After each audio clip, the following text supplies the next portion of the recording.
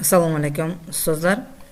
Bugun sizlar bilan matematika darslarida qanday qilib tarqatma materiallar yoki ko'rgazmalar tayyorlash mumkinligi to'g'risida ba'zi bir ma'lumotlarni ko'rib o'tamiz. Buning uchun bizga kerak bo'ladi Google platformasi. Google platformasida bizga kerakli bo'ladigan mavzuni mana bu joyda yozamiz. Deylik, men bugun 8-sinflarga aylanaga ichki chizilgan burchak degan mavzuni o'tdim. Agar bu so'zni yozsam, aylanaga ichki chizilgan burchak, mana bu o'zi kelib chiqyapti. Yozdim. Bu yerga barcha ma'lumotlar kelib chiqyapti. Xan akademiyasi, YouTubedan videolar, rasmlar, hamma narsa kelib chiqadi. Bizga tarqatmalar kerak deylik. Kartinki yoki rasmlar degan joyga o'tamiz. Bu yerda ko'plab rasmlar paydo bo'lishi mumkin o'zbek tilida. Albatta, juda ko'pchilik qismi kamdan kam holatlarda boshqa tillardan kelib chiqadi. Demak, juda men izlagan tarqatma ma'lumotlari kam. Endi xo'p, nima qilaman buni? Lekin men juda ko'p tarqatma bo'lishini xohlayapman. Men hozir qilgan tarqatmalarimni ko'rsatadigan bo'lsam,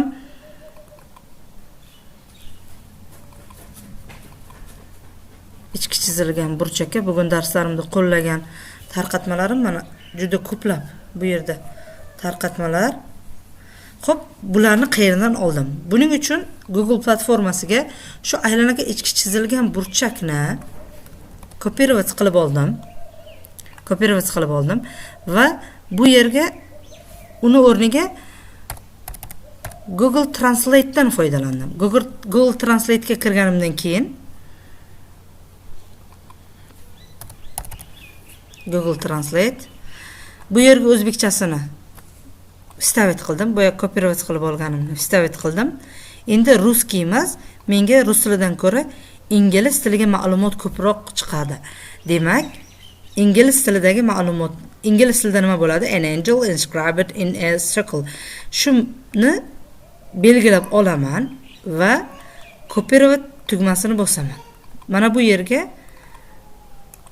endi вставить qilaman. Endi qidiruvga beraman. Endi menga juda ko'plab tarqatmalar, mana juda ko'p tarqatma va ko'rgazma ma'lumotlari kelib chiqadi. Boya biz izlagan, o'zbekchasini ham beraydi yana. Aylanaga ichki chizilgan burchak, kartinki. Mana bunga qaranglar, qanchalik ma'lumotlar kam. Ingliz tilida esa ko'rgazmalar juda ko'p. Shuning uchun ingliz tilini bilishimiz unchalik shart emas, faqat Google Translate dan foydalanishni bilsak bo'ldi. Juda ko'p ma'lumotlarni ingliz tilidan topishimiz mumkin. Xo'p, mana buni topdik. Bu ma'lumotlarni internetdan topdik ham deylik. Inglizcha yozdik, mana bir dunyo tarqatmalar, bir dunyo ko'rgazmalar, rang-barang, xohlagan tilimizda, xohlagan ko'rinishimizda chiqdi. Endi nima qilamiz? Keyingi bosqich nima? Deylik, menga ma'lum bir sonlari bor ko'rgazma kerak bo'lsin. Deylik, mana bu. Xo'p, buni nima qilamiz? Buning uchun sichqonchani o'ng tugmachasini bosib, kopirovat kartinka qilamiz va Word, bitta buni o'chiramiz. Bitta yangi Word oynasini ochamiz. Novi dokument qilamiz va bu yerda вставить-ni bosamiz. Вставить bo'ldi mana. Hajmini xohlasak kattartiramiz, xohlasak kichraytiramiz.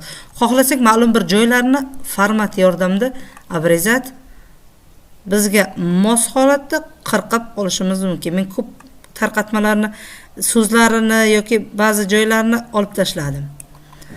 Bitta oldik, deylik, yana bitta olish qanday bo'ladi? Deylik, mana bu yerdan faqat ichini olmoqchiman. Yoki boshqa bir misol keltiray. So'zi boridan olib olaydi.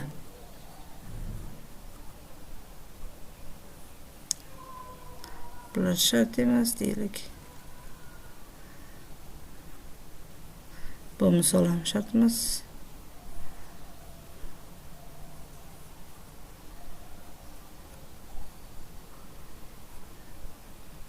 Deylik, mana bu misol bu. so'zi yo'q ekan.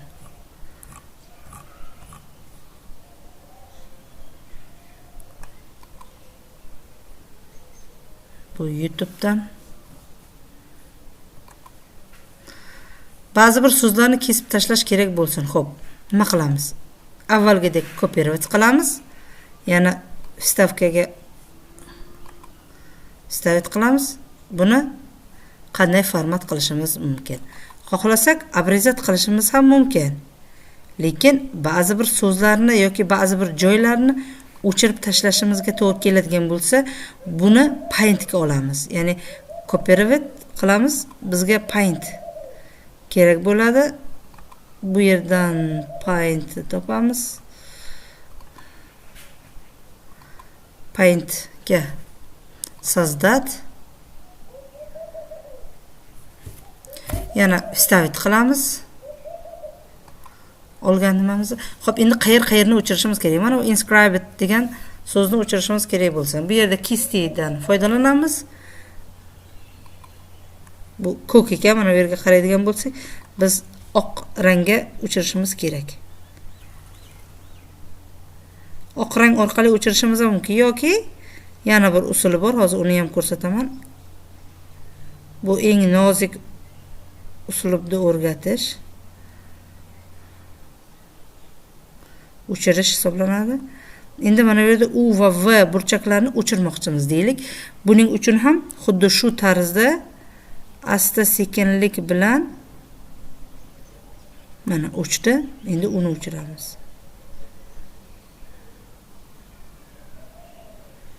O'chirdim. Xo'p, endi adashib qoldik-ku. Endi nima qilamiz desak, отменить tugmasini bossak, orqaga qaytadi. Ya'ni u va v larni o'chirganimiz mana joyga keldi. Xo'p, ikkinchi qanday usulda o'chirish mumkin? Vibratni bosamiz. Vibratdan kerakli joyni belgilab olamiz va o'chirish tugmasini bosamiz. O'ng tomonda o'chirish tugmasi bor. Shu yerdan bossak bo'ladi va mana bu harflarni ham xuddi shunday tanlab olib o'chirsak bo'ladi. Endi bizga mana bu qoldi. Xo'p, mana bu yerni o'chirib, men burchak yozmoqchiman deylik. Vibratni tanlayman. O'chirdim. Ozgina chala qopti, mayli kestidan foydalanaman. O'chirdim. Endi burchak yozmoqchiman. Tekst degan joy bor. Tekstga kirib, shriftini sal maydartirib olay. Xo'p, nima yozishim kerak? Bu yerga necha burchak qo'yay? Keyin 80 qo'yay. 80 burchak mana. 80 bu burchak ekan. 80 burchak bo'lsa, A, B yoy necha bo'ladi? 160 bo'ladi. Endi xo'p, buni nima qilamiz desak, endi xuddi mana shu joyni vibrat qilib yana kesib olamiz. Endi mana bu yerda izmenitni qirqib olish bor, kopirovать qilib olish bor. Farqi yo'q. Qirqib olamizmi, kopirovать qilib olamizmi? Boyagi joyga olib borib qo'yishimiz ham mumkin. Yana vstavit. Mana bizga bu ikkalasini farqini ko'radigan bo'lsak, bu yerda 80 burchak hosil bo'lgan. Xohlasak mana bu so'zlarni ham boya o'chirishimiz mumkin edi. Yana qanday hosil qilsak bo'ladi? Google platformasidan tashqari GeoGebra dasturi bor.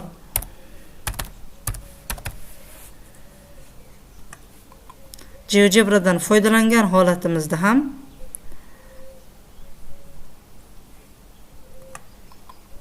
biz tarqatma ko'rgazmalar yasashimiz mumkin. Deylik, burchaklar yasamoqchimiz yoki ko'p burchaklar yasamoqchimiz. Mana ko'p burchak.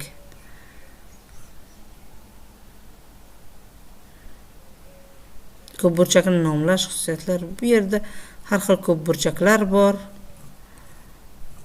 Burchak yasaylik. Mayli. Burchak yasaymiz. Burchak yasash uchun quyidagi dasturdan foydalanishimiz mumkin. Mana bu joyni qanday olishimiz mumkin? Xo'p.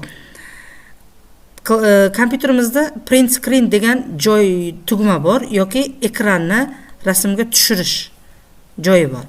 ekran rasmga tushirish uchun print screendan yoki mana bu yerdan o'zi joyi bo'lishi kerak edi. Ekran rasm nojnitsami? Nimadir yozilgan edi.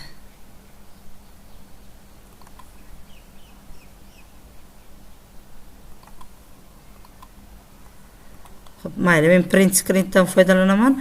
Print screen tugmasini pastda hozir rasmni ham qo'yaman. Shu bilan bitta bossam saqlanib qilib oldi. Endi nima qilaman? Endi kopировать nima boyagi ochgan dokumentimizga tashlaymiz va boyagidek вставить qilamiz. Mana butun bir ekranni rasmga oldi. Xo'p, endi menga faqat mana shu burchak kerak. Faqat mana shu burchakni olishim uchun rasmni ustiga bitta bosaman. Mana bunday tugunchalik format qilish hosil bo'ladi. Обрезатga o'taman va aynan shu rasm qolguncha kesib olaman. Xohlasak shartini ham qoldirishimiz mumkin, lekin o'zi nima noma'lumligi ma'lum.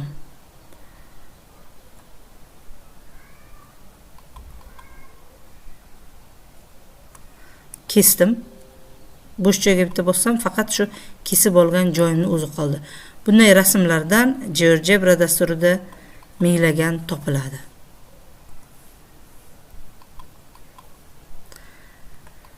Shunday qilib, o'zimiz xohlaganimizdek ko'rgazma va tarqatmalar tayyorlashimiz mumkin. Yana bitta narsa, mana buni kattatirsak bizga ko'rgazma bo'ladi, kichraytirsak tarqatma bo'ladi. Salomat bo'linglar.